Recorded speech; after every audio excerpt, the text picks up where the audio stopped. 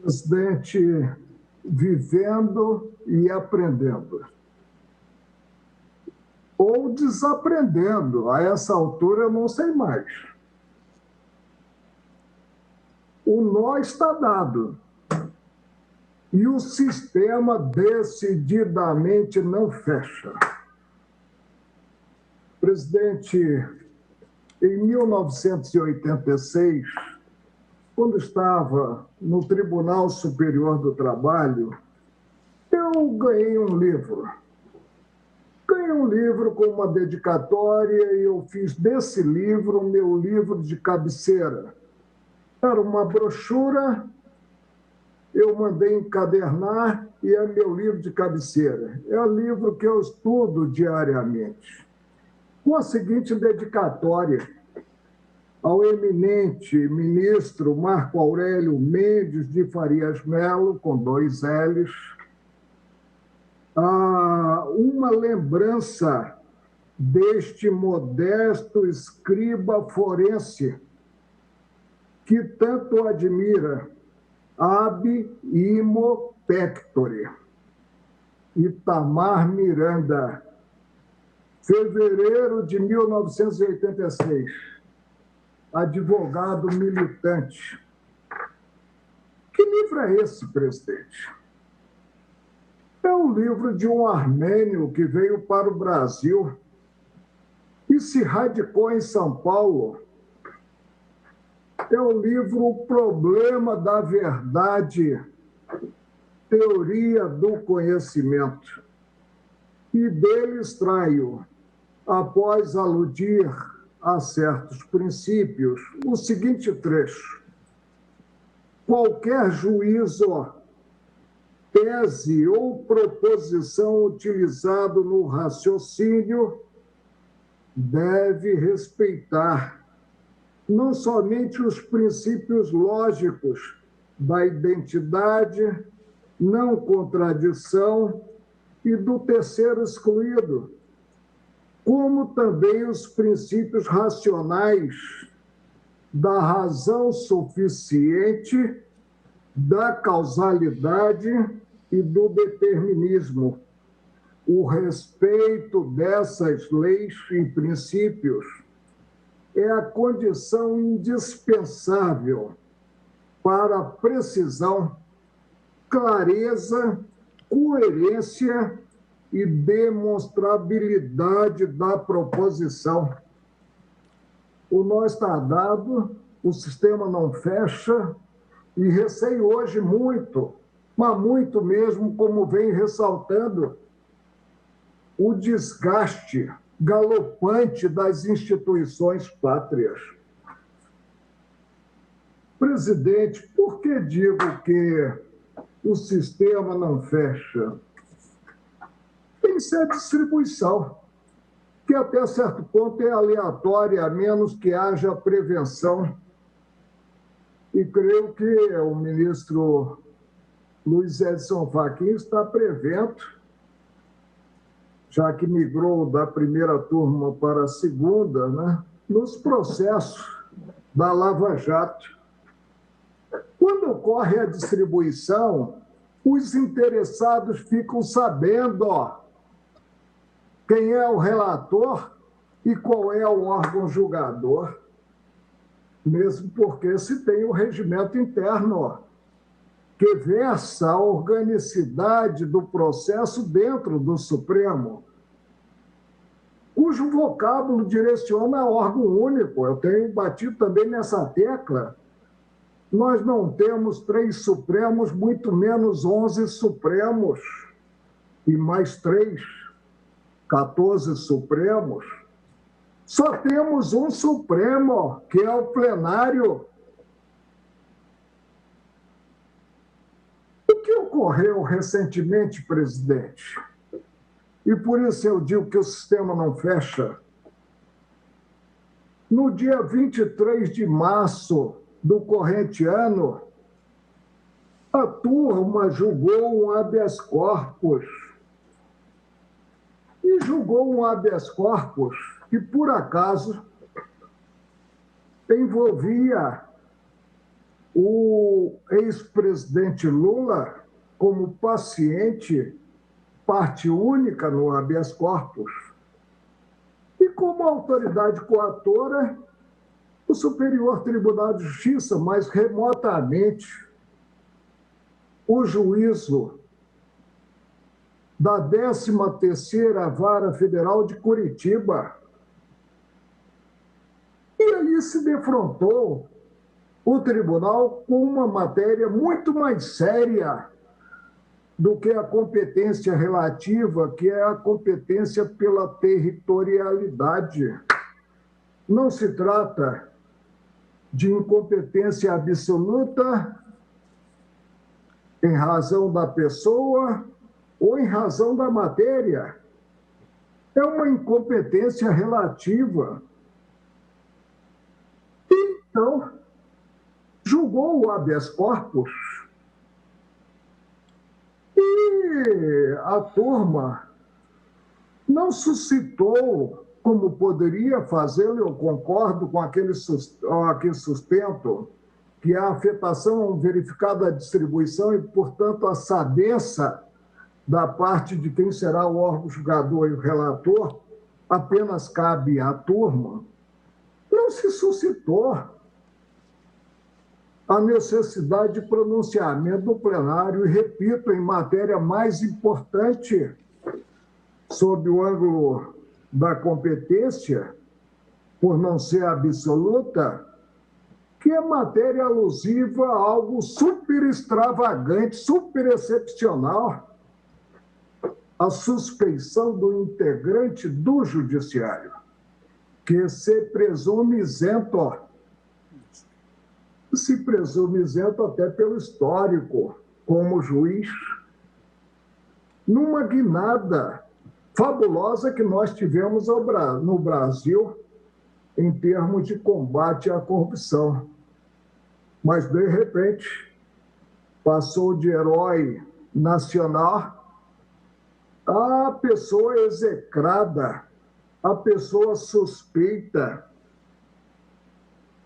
Nada pode ser mais grave para um juiz do que ser declarado suspeito. E houve um placar. Seria inicialmente um placar invertido, mas o integrante da turma reconsiderou o voto, e aí não sei qual foi o voto mais correto, se o primeiro ou o segundo. E o placar, que seria de 3-2, indeferindo a ordem, se mostrou, presidente, e há coisas que precisam ficar registradas nos anais do Supremo, se mostrou como de 3-2 a favor do paciente. Vencidos, o ministro relator, coincidentemente o relator deste habeas, ministro Luiz Edson Fachin, e o ministro Nunes Marques. Mas decidiu a turma. E aí não se pode nem cogitar, porque o subjetivismo graça, a menos que houvesse uma outra decisão da primeira turma envolvendo a Lava Jato e a integridade, sob o ângulo da honra, do ministro Sérgio Moro, não se pode nem cogitar de cabimento de embargo de divergência para o plenário dessa decisão da turma, que, a meu ver, se mostra uma decisão definitiva, a não ser que haja interposição de embargos declaratórios, e compete ao próprio órgão prolator da decisão embargada julgar os declaratórios para esclarecê-la ou integrá-la, e se venha, mais uma vez, né, a mudar o score de 3-2. Concordo que até aqui o relator pode afetar um caso ao plenário, mas volto a Jacob Azariah, no livro O Problema da Verdade, Teoria do Conhecimento. É preciso que haja uma razão é preciso que se observe o princípio de determinismo para essa afetação, que se trate de uma matéria controvertida, em que as duas turmas estejam dando cabeçadas. Mas, como eu falei, a primeira turma, e aí eu me sinto na arquibancada apenas apreciando o que a segunda turma faz, não julga processo da Lava Jato, não julga processos oriundos, quer o próprio processo ou incidente desse processo, da 13ª Vara Federal. Indaga-se. O relator é soberano? Não. Acabou de ressaltar o ministro Gilmar Mendes que, acima de cada qual dos que ocupam as cadeiras no Supremo, está o colegiado. O colegiado representado pela turma, e algo que gera uma incongruência, que somente é justificado pela organicidade, a necessidade de fazer frente ao grande número de processos, ou né, pelo relator, mas o relator precisa ter base socialmente aceitável, juridicamente aceitável, para proceder contrariando a distribuição, quando os envolvidos ficaram sabendo quem seria o relator e o órgão julgador, proceder ao deslocamento da turma para o plenário. E assim o fazendo, teremos no plenário que engolir